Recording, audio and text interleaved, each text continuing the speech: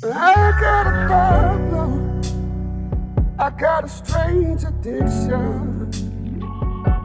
Somebody help me. I need an intervention. It ain't alcohol or weed. There's just one thing that I need. I got an addiction to fruit trees. Got an addiction to fruit trees. I take a persimmon to breathe. Hey, the next one I'm getting jujube. Got an addiction to fruit trees. Peace, family. All right, so we about to pick some sweet taters. We about to pick some of them purple sweet taters. Yeah, tater picking time. So these are the sweet potatoes that we got from our sister Chrissy from Barefoot in the Garden. These are the purple sweet potatoes. And it probably was time to pick it a while back. But we're going to go ahead, not pick them, but harvest them. We're going to go ahead and see what we got up under this here sorrel. We got beans in here also. These are navy beans. Some people, they don't like their beans to get to that point. But with navy beans, I find that they're bigger when they're at that point as long as the actual pods are dry. So we've gotten some rains. I'm going to check the beans. They may be molded on the inside, but that's pretty much what I've been wanting them to look like, minus the actual moisture. But back to the taters. We about to pick these taters. So I'm one-handed today, of course. So I'm going to have to cut in and out. So I'm going to dump this sorrel out, and I'll come right back. Give me just a minute. All right, family. We back. This is what we are looking like. We got lots of roots down here. I'm really hoping that I didn't wait too long and that my taters didn't become worm food. So we shall see. If they did, though, I'm going to figure out a way to try to save some of these slips for next time. So let's see what we got here. We just going to dig in. One of the things that I did that I will not do next year is I will not be using any kind of wood materials in the container that I use for my potatoes. I won't do that again. So this is all wood and branches and things like that. Oh, look at it. We got one tater. All right, so we're gonna sit this to the side. Let's actually bring this bucket back around and we'll use that. So just judging off of that one, I don't know if I maybe should have let them stay in longer. Man, this whole potato thing is it's an enigma to me. I'm thinking they probably should have stayed in longer because look, we hit a little spot with taters. This one's not a bad size. Not a bad size. They smell good though. This one is teeny. Man, they smell good. They really smell like pie. Smell like sweet tater pie and sorrel. It's another one. I think maybe I should have let them stay in longer. But they've been in there for a long time, and those leaves were looking like they was done. So it's all good. You live and you learn. I'm just kind of going through to see if there's any more taters in here. It's a lot of roots, but here's something. Here's another tater. This is a teeny joint, man. Yeah, I think they should have stayed in longer. You know what I might do? I might just amend the soil and put them back in and just let them stay. I might just do that. Put a few of them back in and let them stay, because the rest of them, I think that's about it, man. I think that's about it. Yeah, I'm going to amend this soil, probably with some root and fruit, some worm castings. Let's look at this. Here's another teeny one. I'm going to amend this soil and put them back in. And then we'll see what we get later on. So I'm going to dig through here a little bit more and see if there's anything else. Give me just a minute. I'll be back. Real quick. Here's some of the navy beans that came out the funky looking pods. So I don't know if you can tell. They actually look real good even though the pod looks stank. So that's, basically what I've been, how I've been harvesting them. Uh-oh. We got a VZ tour.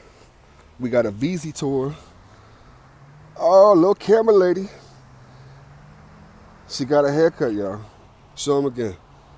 Get it. All right, I'll be back, y'all. All right, family. So this is what we got. We got a few struggle taters. I mean, they look all right and they smell good. I think they just needed more time. And then we have some that are still attached to the root. So I'm gonna amend. Like I said, I'm gonna amend this soil, and then I'm gonna replant the taters, and I'll be back. All right. Here's where we are so far. So those are the potatoes. Those are some of them. The other ones are still attached to the vines, and I'll put those on later. So what I did was I'm taking out as much of the woody material and just putting the soil back on. I'm also putting back, see, here's some biochar. I'm definitely going to put that in. I'm also putting the roots in. I don't know if the roots will sprout potatoes, but in case they do, I'm just putting the roots in as well. And I mean, they may not do nothing but break down, but whatever. But see, this is how, this is the benefits of doing this, man. I mean, I didn't get, so far I haven't gotten like a great potato harvest, but I feel like I learned some things. Like for one, no woody material in your potatoes. Don't do it. And I'm not saying that's the reason why this wasn't as successful as I would have liked it to be, but I think that's a big part of it. This is some root and fruit. I'm going to sprinkle that in over top. Bam, we're going to put a good amount in there. And all that is it's homemade bone meal, eggshells, pulverized eggshells, and wood hash that I'm putting in. We're going to put some more soil over top.